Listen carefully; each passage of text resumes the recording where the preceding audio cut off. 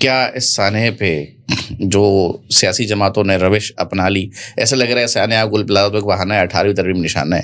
وفاق بھی شروع ہو گیا، کراچی بھی شروع ہو گیا، کراچی کے سابقہ میئر صاحب بھی شروع ہو گئے، اور پیپلز پارٹی کے میئر کو بھی آپ نے شاید تقریباً ٹف ٹائم دے ہی دیا. سندھ گورنمنٹ کے بعد زیر تاب آ گئی، سی ایم صاحب پوری ہسٹری اٹھا کے لے آئے کہ یار یہاں سے ایسے ہوا ویسے ہوا.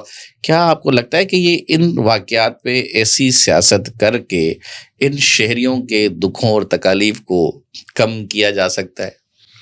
لیکن چونکہ ہم نے گل پلازہ کا ذکر کیا ہے نا، تو ہمارا فرض بنتا ہے کہ سب سے پہلے ہم گل پلازہ کے سانحے میں جاں بحق ہونے والوں یاد کریں، شہید ہیں وہ، پھر وہاں جن کا جانی کے بعد مالی نقصان ہوا ہے، املاک کا نقصان ہوا ہے، پراپرٹی کا نقصان ہوا ہے، ہم ان کے ساتھ سب کھڑے ہو جائیں وداؤٹ ڈسکرمنیشن.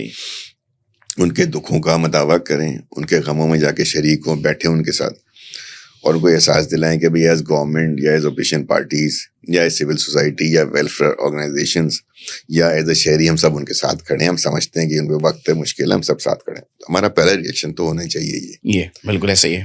اور پھر میں سمجھتا ہوں کہ ہمیں یہ ہونا چاہیے تھا کہ ہمیں اس پہ سیاست کرنی چاہیے، بالکل کرنی چاہیے. دیکھیں سیاست بنیادی طور پہ برا لفظ نہیں ہے، سیاست اچھی چیز ہے نا. سیاست کون سی والی کہ آپ کی ایکسپرٹیز ہے، آپ سیاسی آدمی ہیں، آپ نے ایک واقعہ دیکھا، اب اس پہ آپ گورنمنٹ پہ تنقید کریں. حکومت تو ذمہ داری لے رہی ہے نا، چند گورنمنٹ نے تو نہیں کہا کہ ہماری ذمہ داری نہیں ہے، انہوں نے کہا ہماری ذمہ داری ہے، میئر نے بھی کہا ہماری ذمہ داری ہے، تو ذمہ داری تو مان لی.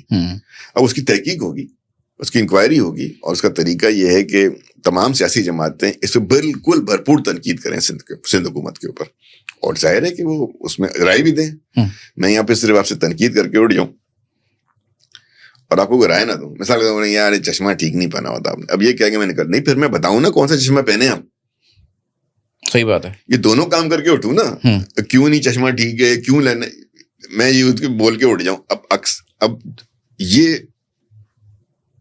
مثبت سیاست اگر اس پہ کی جاتی اور کی جانی چاہیے تو وہ ایک پازیٹیو چیز ہے. بدقسمتی یہ ہے کہ ایم کیو ایم نے خاص طور پہ ایک سانحے کو لے کر، ویسے تو کوئی وائس بچی نہیں تھی نا ان کی، کسی ایشو پہ تو بات ہی نہیں کر رہے تھے، بالکل لگ رہا تھا کہ وہ آرکائیو میں چلی گئی ہے، ایم کیو ایم آرکائیو میں جا کے ایک فائل میں لگ گئی ہے، بند ہو گئی ہے.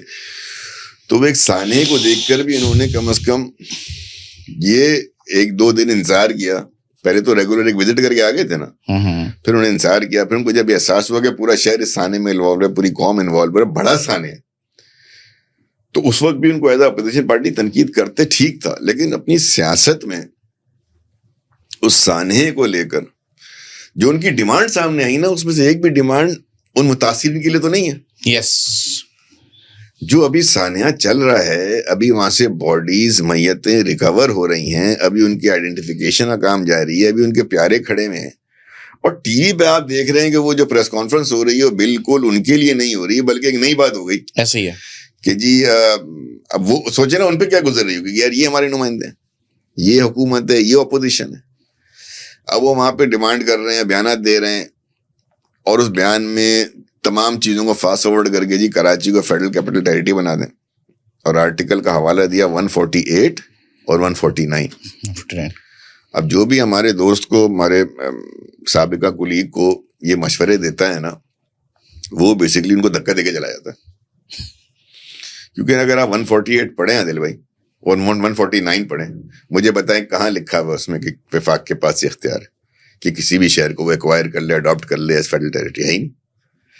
148 اور 149 ذرا لازمی پڑھیے گا، میں پڑھ لوں گا.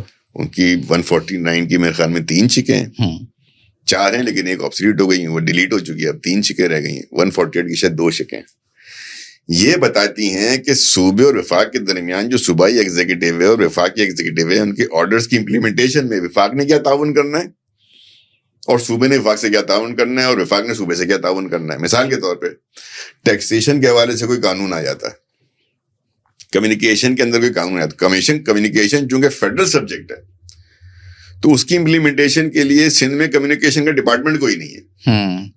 تو وفاق کمیونیکیشن کی ڈپارٹمنٹ کے لیے کوئی لا لائے، کوئی امپلیمنٹیشن لائے، تو وہ سندھ کو ریکویسٹ کرے گا، ان کو ڈائریکٹ کرے گا، یار یہ چونکہ ہمارا محکمہ ہے تو آپ ہمارے اس کے اندر اس کی ایگزیکیوشن میں تعاون کریں. کمیونیکیشن میں سڑکیں بھی آ جاتی ہیں نا. یہ اس طرح کی کوآپریشن کی بات ہے ان آرٹیکل میں. اس میں کہیں نہیں لکھا ہوا کہ وفاق جو ہے دے کین ٹیک اوور, اور وہ بیچارے وہ کہہ رہے ہیں کہ نوٹیفیکیشن سے ہو سکتا ہے کام. کیسے ہو سکتا ہے؟ اس کی امپلیکیشن یہ ہے کہ لیس فرض کریں, چلیں جو بھی ان کو مشورے دے رہے ہیں, دشمن ہے ان کا, خدائی قسم مصطفیٰ بھائی کا دشمن ہے جو یہ بات ان سے کر رہا ہے,